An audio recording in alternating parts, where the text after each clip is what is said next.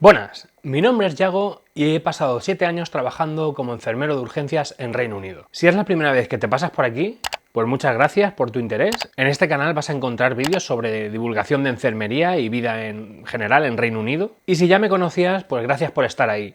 Sé que últimamente no he estado subiendo muchos vídeos, pero la verdad es que me han pasado bastantes cosas durante el último año. De hecho, debo haber subido seguramente un blog update de un poquito que ha sido mi vida durante el último año y te dejo el link por aquí. Pero bueno, en el día de hoy os traigo el segundo vídeo de esta serie que hace tanto tiempo que empecé, que es Urgencias para Dani, en donde os traigo un poco mi experiencia con las quejas más frecuentes en urgencias. En el episodio de hoy hablaré un poco sobre los problemas de salud mental que normalmente suele traer la gente a urgencias. Es muy probable que en España o desde el país desde donde me estés viendo, la dinámica y el trato de estos pacientes y de estos casos sea muy distinto a como es en Reino Unido.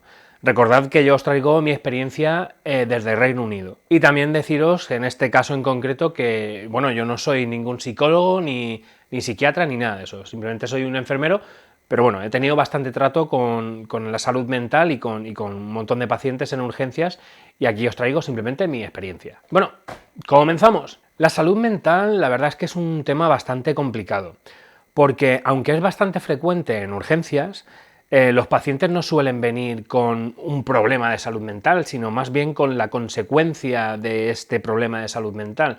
En primer lugar, a la llegada del paciente a urgencias, ya sea andando o por ambulancia, lo primero que hay que hacer es tomar la historia de por qué está en urgencias. Imaginemos que tenemos un paciente con sobredosis. En este caso tendríamos dos vías de cuidados bastante importantes. Primero, deberíamos asegurar la integridad física y que la persona esté bien físicamente.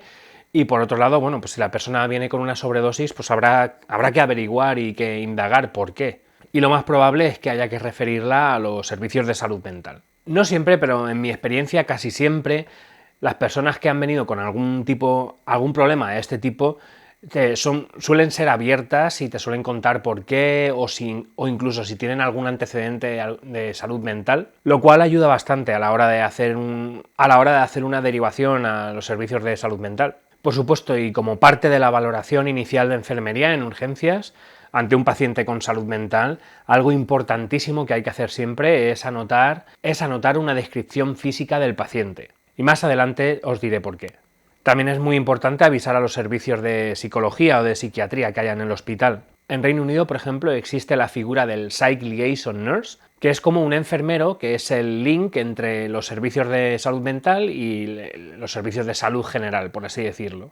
Y este enfermero acepta derivaciones, por ejemplo, de urgencias, de pacientes que antes de irse a casa dados de alta, pues tendrán que ser valorados en busca de algún tipo de problema de salud mental.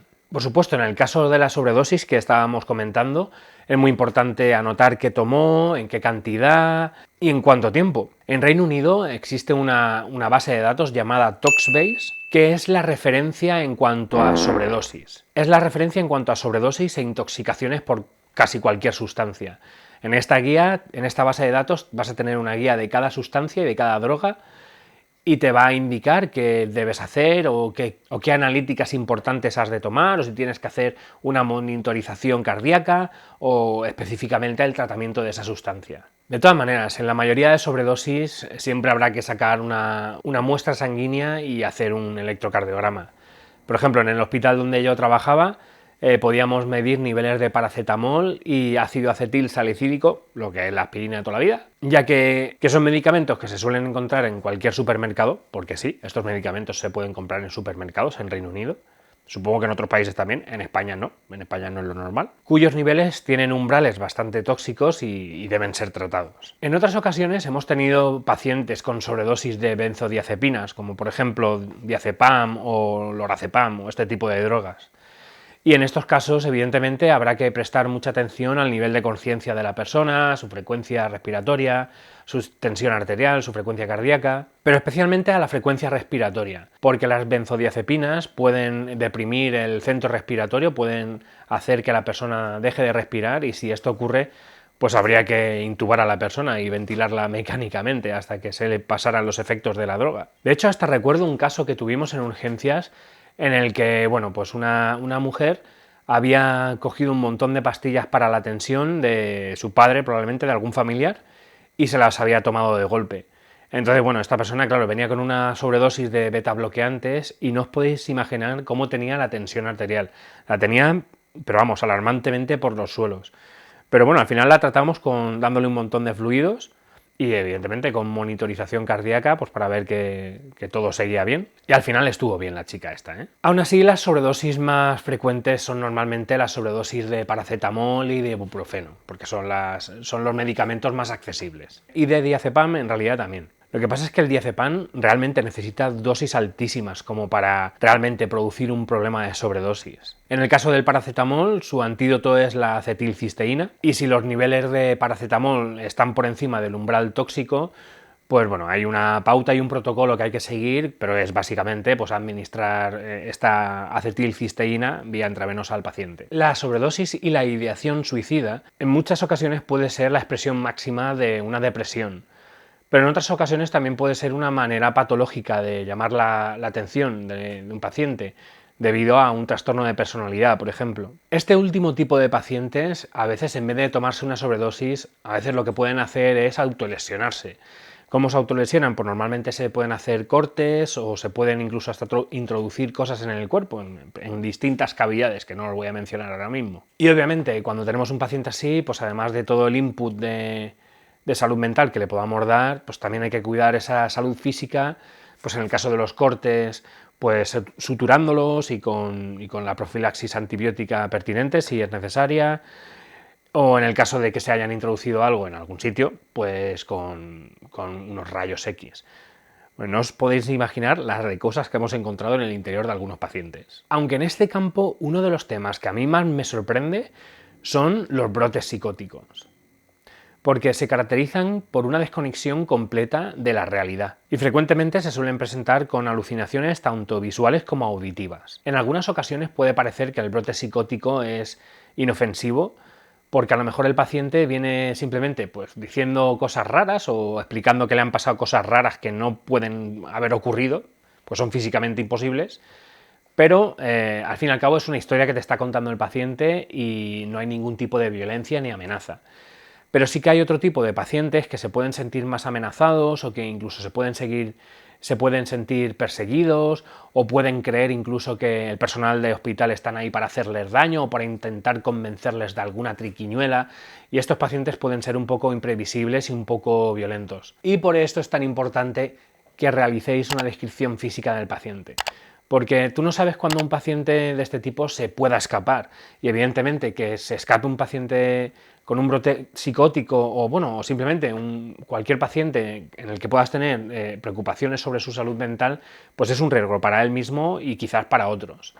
Entonces tienes que tener una descripción física y si esto ocurre, pues avisar a la policía. Veréis, yo no sé exactamente cómo es la salud mental en España, pero en Reino Unido yo creo que es bastante distinta. En Reino Unido, si sospechas que tu paciente pueda tener algún tipo de problema de salud mental, pues lo que tienes que hacer es referirlo al Psych Liaison Nurse, como he mencionado antes. En realidad, desde el momento en que refieres al paciente a los servicios de salud mental, el paciente realmente tiene que quedarse en urgencias y legalmente podríamos hasta retenerlo.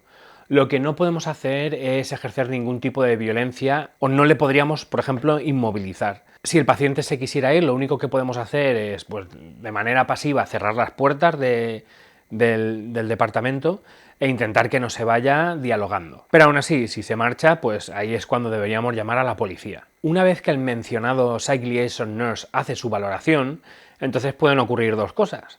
Puede ocurrir que el paciente se vaya dado de alta a casa, o puede ser que el Psych Liaison Nurse recomiende la admisión de este paciente a una planta de salud mental. Si el paciente está de acuerdo con su admisión, entonces se llama informal admission, es decir, el paciente será admitido de manera informal, de manera voluntaria. Pero claro, como podréis imaginar, también puede ocurrir que el paciente no quiera ser admitido. Y realmente, si el Psych Liaison Nurse ha hecho una valoración y ha determinado que hay un riesgo para el paciente si se va dado de alta y todos estos rollos, entonces el paciente no se puede ir y se pasa a una segunda fase en la que se debe hacer una valoración bastante más profunda llamada MHA Assessment. Esto viene derivado de la ley que habla sobre la salud mental en Reino Unido, que es el Mental Health Act, Y para realizar un MHA Assessment necesitas un AMP y 2 psiquiatras. Para que la admisión involuntaria se convierta en efectiva, los 3 profesionales tienen que estar de acuerdo en admitir a esta persona, ya que de alguna manera, ya que van a deprivarle de su libertad. Pero bueno, después de esta valoración más profunda, pues si se decide que el paciente puede beneficiarse de una admisión al hospital, pues entonces se le admite. Como veis, es un mecanismo bastante complejo de articular y bastante engorroso, y llevan una dinámica muy distinta a lo que nosotros podemos hacer en urgencias o en general en el hospital de salud general, por así decirlo. Esto a veces es un problema porque, bueno, debido a que todos los pasos que se dan en el campo de la salud mental son más costosos, necesitan más profesionales y son más lentos, pues debido a esto muchas veces camas de urgencias quedan bloqueadas por pacientes de salud mental que están esperando algún tipo de valoración. Pero bueno, esto es así y cuando no son los pacientes de urgencia, pues son pacientes de otras especialidades, y cuando no son pacientes de salud mental, pues son pacientes de otras especialidades urgencias simplemente funciona así. El tema del MHA es un tema bastante complejo y amplio. Si os interesa podría hacer un vídeo hablando sobre este tema, pero la verdad es que tampoco me quiero extender mucho más por hoy. Y bueno, yo creo que por hoy ya tenemos suficiente. No sé, cuéntame tú, ¿qué te parece este tema? ¿Trabajas en otro país? ¿Cómo manejáis este tipo de pacientes? ¿Trabajas en Reino Unido? ¿Tienes alguna anécdota o alguna experiencia con este tema? Bueno, espero que te haya gustado mucho el vídeo. Gracias por haber llegado hasta aquí. Y bueno, suscríbete si no estás suscrito y dale a like y compártelo y todas esas cosas, por favor, que me ayuda muchísimo. Y nos vemos en el próximo vídeo. ¡Hasta luego!